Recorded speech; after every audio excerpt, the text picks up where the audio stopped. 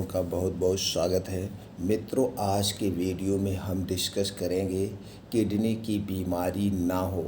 दोस्तों, अगर आप किडनी की बीमारी से दूर रहना चाहते हैं, किडनी की बीमारी हो गई है, इसे ठीक करना चाहते हैं, तो दोस्तों आपके जो शरीर में क्रिएटिनिन पाया जाता है, इसे कभी बढ़ने मत दीजिएगा।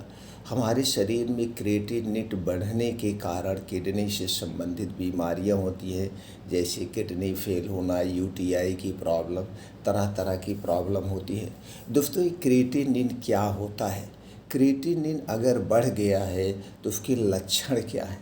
अगर हमारे शरीर में क्रिएटिनिन बढ़ गया है तो हमें कौन से प्रोडक्ट नहीं खाना चाहिए, किस प्रोडक्ट को कम कर देना चाहिए, और दोस्तों क्रिएटिनिन बढ़ने के क्या क्या कारण हैं, इससे संबंधित जानकारी शेयर करेंगे। इसलिए मित्रों, वीडियो को अंत तक सुनिएगा। सुनने के बाद जो आपको जानकारी प्राप्त होगी, ये जानकारी अपने यार दोस्तों मित्रों के साथ ज़रूर शेयर करिएगा। अगर आप आयुर्वेद की सही जानकारी प्राप्त करना चाहते हैं, आयुर्वेदिक कुछ अद्भुत दवाओं के बारे में जानना चाहते हैं, किस बीमारी में कौन सी दवा काम आती है, तो दोस्तों चैनल को सब्सक्राइब कर लीजिए। हमसे जुड़े रहने के लिए दोस्तों बेल आइकॉन का बटन ऑन कर दीजिए, जिससे हर एक वीडियो की नोटिफिकेशन आपको मिलती रहे। अगर ये जानकारी दोस्तों आपको अच्छी लगे तो दोस्तों वीडियो को लाइक करके कमेंट सेक्शन में ओके, थैंक्स, नमो बुद्धाय कुछ भी लिखकर आप हमें प्रेरित कर सकते हैं। तो दोस्तों चलिए सबसे पहले ये जानते हैं कि क्रिएटिनिन क्या होता है और इसके लक्षण क्या हैं। दोस्तों, क्रिएटिनिन शरीर में मौजूद केमिकल वेस्ट प्रोडक्ट होता है। किडनी क्रिएटिन को खून से फिल्टर कर यूरिन ब्लैडर में डालती है। पेशाब के जरिए यह केमिकल वेस्ट बाहर निकल जाता है, लेकिन जब किडनी सही से काम नहीं कर पाती है तो क्रिएटिन वहीं पर जमा होने लगता है, जिससे शरीर में दोस्तों क्रिएटिन की मात्रा बढ़ जाती है, जो किडनी रोग का संकेत हो सकती है। इसके बढ़ने के भी दोस्तों कई कारण हैं। अगर ये बढ़ गए हैं तो इसके क्या क्या लक्षण हैं, चलिए जान लेते हैं लक्षणों के बारे में। दोस्तों, जब आपके शरीर में क्रिएटिनिन बढ़ जाता है तो आपको बार बार यूटीआई की प्रॉब्लम होने लगती है। भूख न लगना, मतली का होना, शरीर में खुजली, पैरों में सूजन, बार बार पेशाब करने की इच्छा होना, ऐसे लक्षण आपको अगर प्रकट हो रहे हैं तो तुरंत दोस्तों सावधान हो जाइए। किसी भी यूरोलॉजिस्ट से संपर्क करके दोस्तों किडनी से संबंधित जांचें कराइए। और मित्रों, जो क्रिएटिन लेवल को बढ़ाती है उन प्रोडक्ट को खाना छोड़ दीजिए। दोस्तों, क्या खाने से क्रिएटिनिन बढ़ता है, चलिए अब हम ये जान लेते हैं, और कौन कौन सी ऐसी चीज़ें हैं जो नहीं खाना चाहिए। और अंत में दोस्तों कुछ ऐसे चीज़ों के बारे में हम शेयर करेंगे जिन चीज़ों को खाने से किडनी फेल होने का डर बना रहता है। तो दोस्तों सबसे पहले हम जानते हैं क्रिएटिनिन ना बढ़े उसके लिए हमें क्या करना चाहिए। मित्रों, हाई प्रोटीन वाले जितने भी प्रोडक्ट हैं उनका सेवन हमें नहीं करना चाहिए। क्रिएटिनिन लेवल को कम करने का सबसे अच्छा और आसान तरीका है प्रोटीन का कम सेवन करना। बहुत ज़्यादा प्रोटीन, खास तौर से एनिमल प्रोटीन और प्रोसेस्ड किया गया मीट खाने से किडनी के क्रिएटिन लेवल बाहर निकालने में ज़्यादा मेहनत करनी पड़ सकती है। इसीलिए दोस्तों एनिमल प्रोटीन के बजाय आप प्लांट वेस्ट प्रोडक्ट का सेवन करिए। प्लांट वेस्ट प्रोडक्ट जो आप सेवन करते हैं दोस्तों, उसका जो प्रोटीन होता है शरीर आसानी से पचा लेता है। साथ ही अपने डाइट में दोस्तों मसूर की दाल, टोफू, फलियां और सब्जियों का सेवन बढ़ाने से क्रिएटिनिन को संतुलित किया जा सकता है।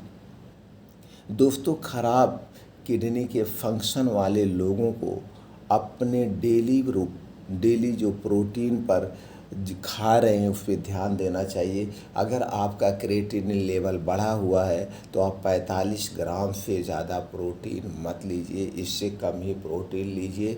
और दोस्तों जैसे फलों का सेवन करिए, ऐसे डाइट का सेवन करिए जिसमें हाई प्रोटीन ना हो, कम प्रोटीन वाले चीज़ों का सेवन करना चाहिए। दूसरा है दोस्तों, हमें फाइबर की मात्रा बढ़ा देना चाहिए। फाइबर से भरपूर आहार क्रिएटिनिन लेवल को कम करता है। ऐसा इसलिए क्योंकि दोस्तों फाइबर किडनी तक पहुंचने से पहले क्रिएटिनिन को तोड़ने में मदद कर सकता है। क्रिएटिनिन कम करने के लिए जामुन, नाशपाती, सेब, आलू, गाजर, मटर, साबुत अनाज, ब्राउन चावल, दलियाँ, मेवे और चीज़ को अपने आहार में आप दोस्तों शामिल कर सकते हैं। और हमें हमेशा हाइड्रेट रहना पड़ेगा। दोस्तों भरपूर मात्रा में पानी पीने से क्रिएटिन कम हो सकता है, क्योंकि पानी आपकी किडनी को अपने अपने खून में मौजूद अपशिष्ट पदार्थ को फिल्टर करने में मदद करता है। इसीलिए क्रोनिक किडनी डिजीज और हाई क्रिएटिनिन लेवल वाले लोगों को हाइड्रेट रहना ज़रूरी होता है। उसके साथ दोस्तों बता दें कि जो लोग ज़्यादा वर्कआउट करते हैं उनमें क्रिएटिनिन का प्रोडक्शन ज़्यादा होता है, इसलिए उन्हें दूसरों की तुलना में ज़्यादा हाइड्रेट रहने की ज़रूरत होती है। और हमें क्या कम खाना चाहिए दोस्तों, अगर आपका क्रिएटिनिन बढ़ा हुआ है तो हमें नमक कम खाना चाहिए। ज़्यादा नमक हाई क्रिएटिनिन लेवल वालों को लिए दोस्तों बहुत ही नुकसानदेह है, जहर का काम करता है। इस स्थिति में सबसे पहले प्रोसेस्ड और पैकेट फूड खाने से मना किया जाता है, क्योंकि इन फूड में नमक की मात्रा बहुत अधिक होती है। भोजन की स्वाद जोड़ने के लिए नमक नहीं बल्कि प्राकृतिक मसालों और जड़ी बूटियों का हमें दोस्तों सेवन करना चाहिए।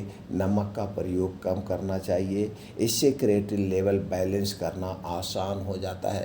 तो इसलिए बाहर के जितने भी डिब्बा बंद, पैकेट बंद, जंक फूड, फास्ट फूड हैं दोस्तों, इनका सेवन हमें नहीं करना चाहिए। खासकर फिर नमक से बनी हुई चीज़ों का, चीनी से बनी हुई चीज़ों का, और दोस्तों रिफाइन और डालडा, मैदा या पैमोलिन में छानी गई चीज़ों का सेवन हमें बंद कर देना चाहिए। अगला क्या करना चाहिए दोस्तों, हमें लाइट एक्सरसाइज करनी चाहिए। दोस्तों आमतौर पर क्रोनिक डिजीज से जूझ रहे लोगों को अपनी किडनी की कार्यप्रणाली को संतुलित करने के लिए लाइट एक्सरसाइज पर फोकस करना चाहिए। मॉर्निंग वॉक, योगा, प्राणायाम, साइकिल चलाना जैसी एक्सरसाइज क्रिएटिनिन लेवल को कम कर सकती है। इन चीज़ों का आपको ध्यान देना होगा। इसके साथ साथ दोस्तों हमें मौसम के हिसाब से मौसमी फलों का सेवन करना चाहिए। मौसम के हिसाब से हमें सब्जियों का सेवन करना चाहिए। और दोस्तों कुछ बीन्स हैं, बीन्स को अंकुरित करके अगर आप खाते हैं तो आपका दोस्तों क्रिएटिनिन लेवल बैलेंस में रहेगा, बढ़ेगा नहीं। तो दोस्तों ये छोटी छोटी जो सावधानियां हैं, इन सावधानियों को अपना करके हम बड़ी बीमारी से बच सकते हैं, अपने शरीर की सुरक्षा कर सकते हैं। दोस्तों इसी पर्पज़ से हमने इस चैनल को बनाया है, आप लोगों तक आयुर्वेद की सही सही जानकारी पहुंचाए। आप घर पे रहें, स्वस्थ और निरोग रहें। दोस्तों इसी तरह से और जानकारी लेने के लिए, हमसे जुड़े रहने के लिए चैनल को सब्सक्राइब कर लीजिए। फिर मिलते हैं अगले वीडियो में।